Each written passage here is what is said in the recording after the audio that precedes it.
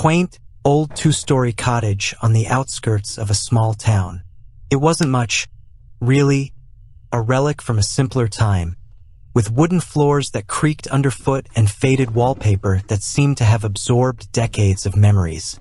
I had visited it a few times as a child, but my memories of the place were foggy, wrapped in a haze of nostalgia and the faint scent of pipe tobacco. When I received the news that the house was now mine, it was a surprise. Grandpa and I hadn't been particularly close in his last years, yet he chose me to inherit his most personal possession. I decided to move in temporarily, intending to clean it up and maybe sell it off. It seemed like a straightforward plan, but from the moment I crossed the threshold, a strange unease settled over me. It wasn't anything I could pinpoint. The first few nights passed uneventfully, save for the restless sleep that plagued me. I would lie awake, staring at the ceiling, feeling a presence in the room. I shrugged it off as just my mind adjusting to a new environment. But then the noises started. It began with the faintest creak of floorboards in the middle of the night, like footsteps shuffling down the hallway outside my bedroom. I would get up, walk to the door, and find nothing there. Then the taps in the bathroom would turn on by themselves. The first time it happened, I convinced myself I had left the faucet slightly open. But after it happened again and again, I made sure to double-check every night. The taps were always firmly shut. Yet in the darkness, I would hear the water running, trickling steadily, like a quiet reminder that I wasn't alone. A few days later, things escalated. I was sitting in the living room, reading a book, when I heard a dull thud upstairs. It was followed by the sound of something rolling across the floor, a heavy object. When I went up to investigate, I found one of the old suitcases that had been in the attic lying in the hallway, its contents spilled out. A pile of yellowed letters and a cracked picture frame with a faded photograph of my grandfather. His eyes seemed to bore into mine with an intensity that unsettled me. But the disturbances only grew more frequent and more aggressive. Almost every night now, something would happen. Sometimes, it was just a faint whisper on the wind, too quiet to make out any words. Other times, I would wake up to find that objects had moved. A chair pushed away from the dining table, a book that had fallen off the shelf. It felt as though the house was trying to tell me something, but I didn't know what. It wasn't until I found the journal in my grandfather's old study that the pieces began to fall into place. The leather-bound book was hidden behind a row of dusty encyclopedias, its pages filled with my grandfather's cramped handwriting. As I read through it, I realized that he had written about the house, about strange occurrences, about a growing fear that seemed to seep from the very walls.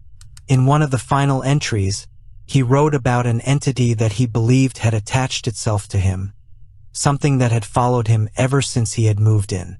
He didn't know where it had come from, but he mentioned a disturbing thought, one that now began to claw its way into my own mind. What if it wasn't just following him? What if it was the house itself and he had passed it on to me? After reading the journal, I felt the atmosphere in the house shift. The nights became suffocatingly silent, the darkness heavier. Then one night, the worst happened. I woke up to the sound of the bathroom tap again, but this time, there was another noise, a low, guttural growl coming from downstairs. My heart hammered against my ribs as I got out of bed, slowly creeping towards the staircase. The growl grew louder, more menacing, and I could hear the unmistakable sound of something dragging along the wooden floor. I stopped at the top of the stairs, peering down into the pitch-black corridor below. First, I saw nothing, but then a shape emerged from the shadows, tall, with a twisted form that seemed almost human but not quite. It looked up at me with eyes that gleamed in the dark, and I felt a wave of cold terror wash over me. I knew in that moment that this thing was connected to my grandfather and now to me. I couldn't move. I could barely breathe. It began to climb the stairs, each step echoing through the silent house. I stumbled backwards, slamming the bedroom door shut, my hands trembling as I struggled to lock it. The door shook under the weight of whatever was on the other side, and a deep, raspy voice whispered my name. Then, just as suddenly as it had started, the banging stopped. The air became still, and when I finally opened the door, the hallway was empty. But I knew that whatever had haunted my grandfather was not gone. It was still here, and it wasn't finished with me. I stood there in the doorway, my breath coming out in ragged gasps, trying to make sense of what had just happened. The hallway stretched out in front of me, dim and uninviting. The only sound was the quiet ticking of the old grandfather clock downstairs. My whole body trembled, and I felt a cold sweat prickling the back of my neck. I didn't dare move, as if any sudden motion might stir that thing back into action. Minutes passed, or maybe it was hours, it was hard to tell. I made my way downstairs, turning on every light as I went, bathing the house in a dim, flickering glow. There was no sign of the twisted figure I'd seen, but the feeling of being watched, of something lurking just out of sight, had not faded. I made my way to the kitchen, desperate for some sense of normalcy. I poured myself a glass of water, but my hands were shaking so badly that I spilled half of it on the counter. The glass felt heavy and cold in my hand, and as I raised it to my lips, I noticed something peculiar. The condensation on the glass had started to fog, but there were markings appearing, as though an unseen finger were tracing patterns in the moisture.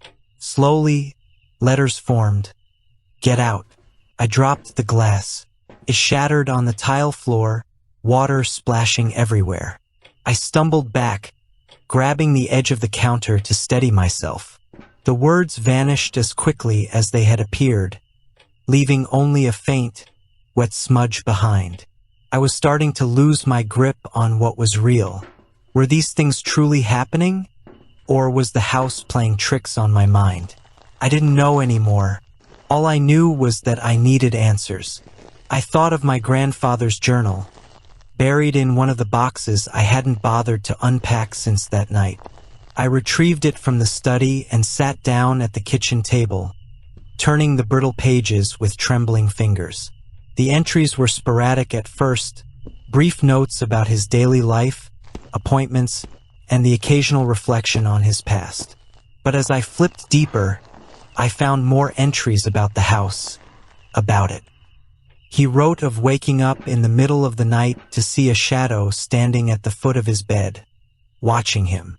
He described hearing whispers in the walls, voices that spoke in a language he didn't recognize. It was clear that whatever had haunted him had grown stronger over time, and his final entries were filled with a desperate, rambling tone. One passage caught my eye. It grows bolder, no longer hiding in the shadows. I see it now during the day as well, lurking in the corners. It wears the shape of a man, but its eyes are like fire, burning with a hatred I cannot comprehend. I think it wants the house, or perhaps it wants me. I don't know how much longer I can fight it. If you're reading this, if you've come here after me, then I fear I have failed to keep it at bay. Please, leave this place before it is too late. The ink was smudged, as if he had written those last words in a frantic hurry. Whatever my grandfather had tried to protect me from, I had walked right into its lair. The thing in the house wasn't just some restless spirit. It was something darker, something that had latched onto my family, and now it had set its sights on me. I knew I had to leave, but there was an awful, growing sense of dread within me, a feeling that perhaps it wasn't as simple as just walking away. I had the strangest sensation that the house was alive, like it had a will of its own, and that it wouldn't let me go so easily. Still, I had to try. I grabbed my keys and headed for the front door, but when I reached it, the door wouldn't budge. The knob turned, but it was as if something on the other side was holding it shut. Panic surged through me. I yanked harder, putting all my weight into it, but the door refused to open. As I struggled, the lights throughout the house flickered and dimmed, casting long, deep shadows that seemed to stretch and reach towards me. Then, that voice, low, raspy, unmistakably inhuman, came again, from behind me. It whispered my name, Matthew. I spun around, and there it was, standing at the far end of the hallway, its form barely discernible in the darkness. The figure slowly began to move towards me, the sound of its footsteps echoing in the silence. It didn't walk like a person. Its movements were jerky, unnatural, as though its limbs were being pulled by invisible strings. I wedged a wooden beam under the doorknob to keep it shut and collapsed onto the dusty floor, gasping for air. The attic was pitch black, the only light coming from a small window, its faint moonlight casting eerie shadows across the old, forgotten relics stored there. I could hear it coming up the stairs now, the slow, deliberate thud of its approach. I grabbed an old metal crowbar that was lying nearby and held it in front of me like a weapon, my knuckles white with fear. The doorknob rattled violently, and I heard that same voice again, a mocking whisper that seemed to seep through the very wood of the door. "You can't escape, Matthew. You belong to this house now." Just like him, with a splintering crack, the door flew open, and darkness flooded the attic. The darkness seemed alive as it poured into the attic, swallowing up the pale sliver of moonlight. I gripped the crowbar tighter, my heart pounding so hard it felt like it might burst from my chest. The figure loomed in the doorway, a twisted silhouette with those burning eyes fixed on me. It stood there, unmoving, as if savoring the moment, relishing my helplessness. Then it took a step forward, and a wave of frigid air washed over me, carrying with it a foul, decaying stench. I swung the crowbar wildly, desperate to keep it away, but it passed through the figure's shadowy form like smoke. The thing's shape wavered, distorted, but it continued to advance, undeterred. I stumbled back, tripping over an old trunk, and fell to the floor. The figure crouched down, its face now level with mine, those fiery eyes burning into me, as if searching for something deep inside. Just then, a sudden thought pierced through my terror, a realization from my grandfather's journal. He had mentioned an old ritual, something he had found in one of the ancient books that had been kept in the house for generations.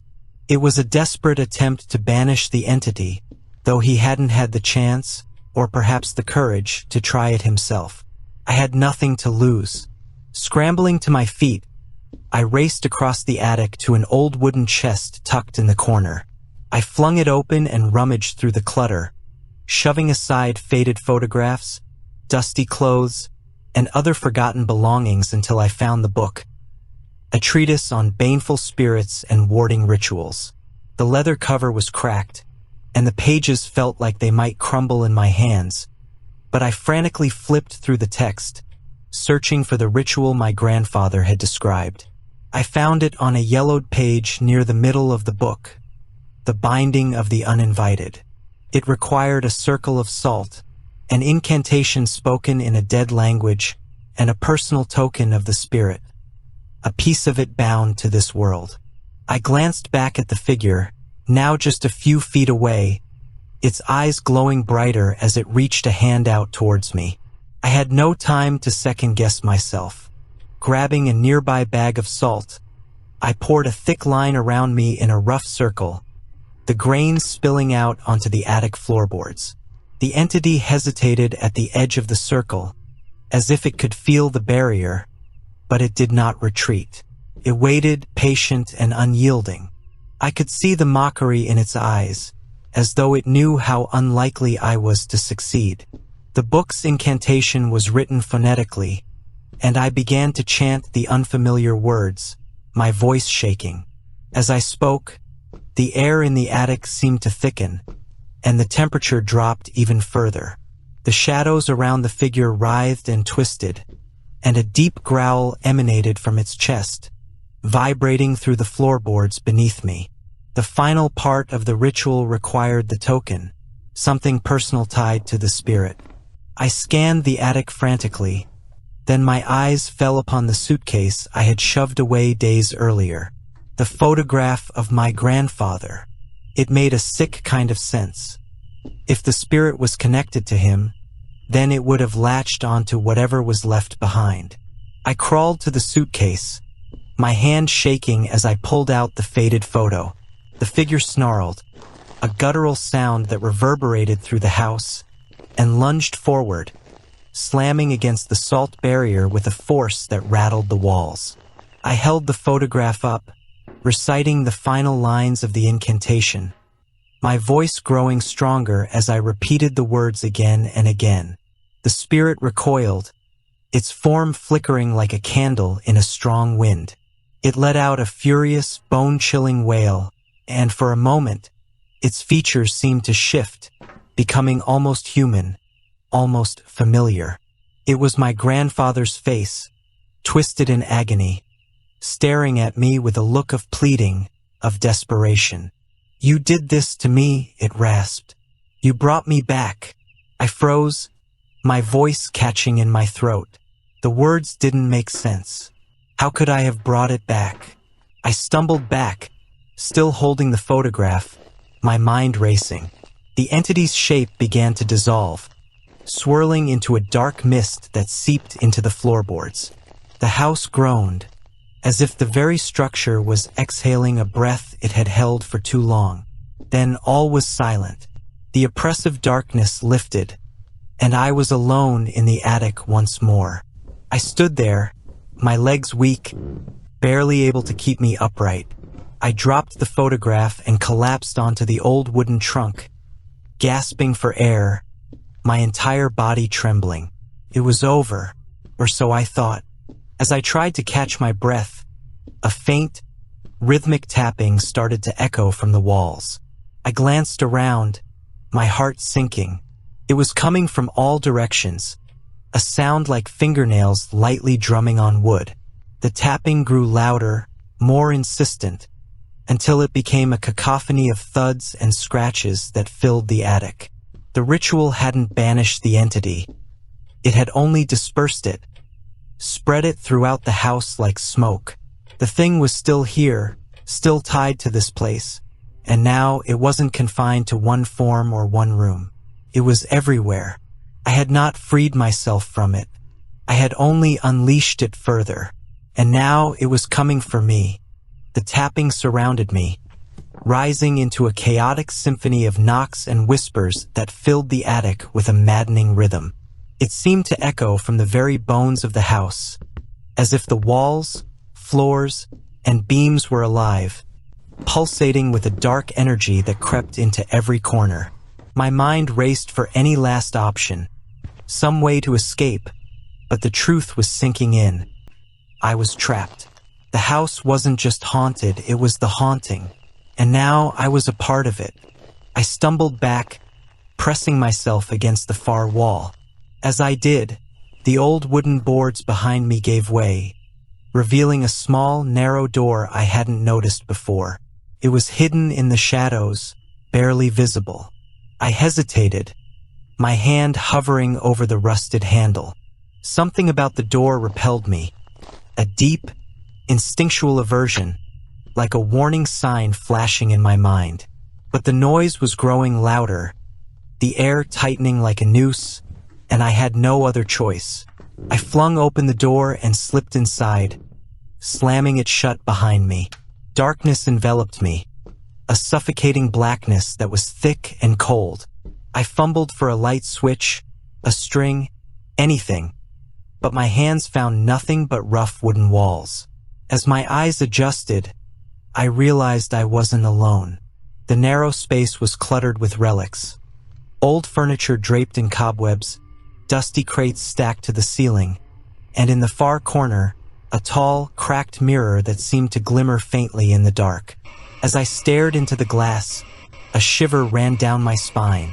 The reflection showed the room behind me, but not quite right. It was as if the mirror held a twisted version of reality, where the shadows were thicker, darker, and seemed to writhe like living things. And then I saw it. A figure standing just behind me in the reflection, tall and hunched, its eyes glowing with that familiar fire. I spun around, raising the crowbar, but there was no one there, only empty darkness. The reflection, however, remained unchanged. The figure still stared back at me from the glass.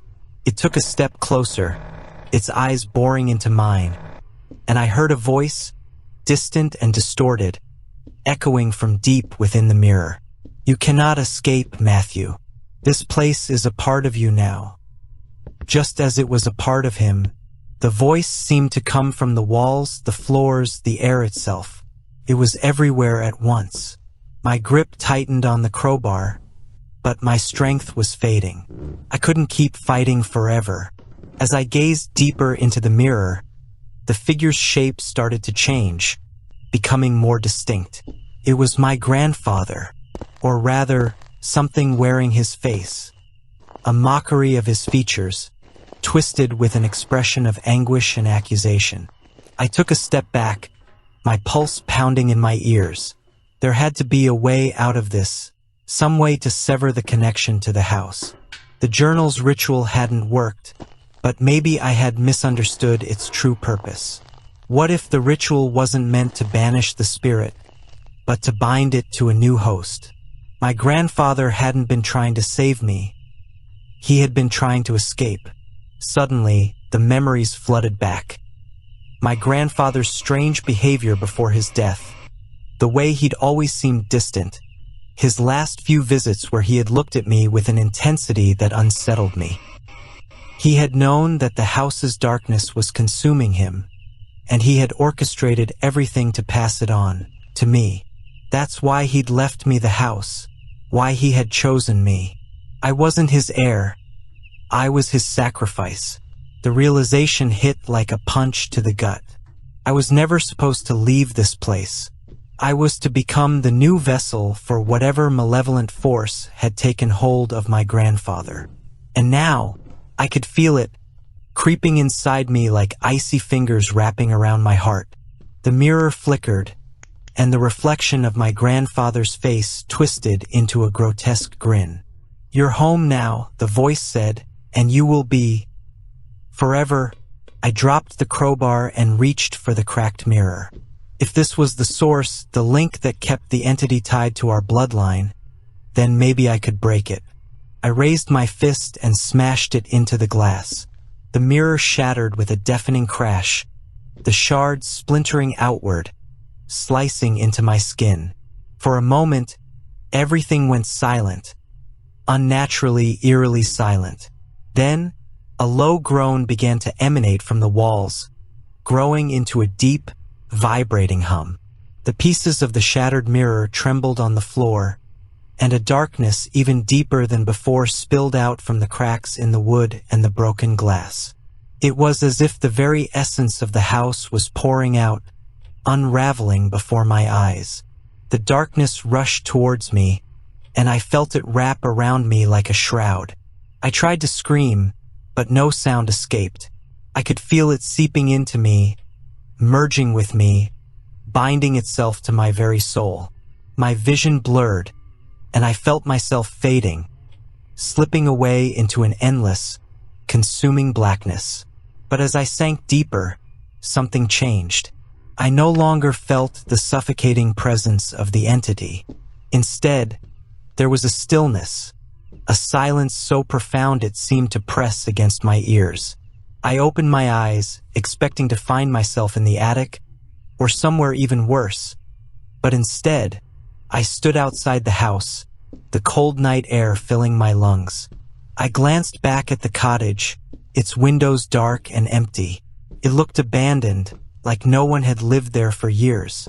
The heavy weight that had hung over the place was gone, dissipated like fog in the sunlight. I should have felt relief, but instead, there was only a hollow emptiness, a lingering sense of dread that I could not shake. I left that night and never returned. I don't know what happened in those final moments, if the ritual had finally worked, or if I had simply traded places with the thing that haunted my grandfather. But sometimes, late at night, I still hear it. A faint tapping, a whispering echo that calls to me from the corners of darkened rooms. I fear that while I may have escaped the house, I didn't truly leave it behind. It's out there somewhere, waiting, and deep down I know that someday, it will find me again.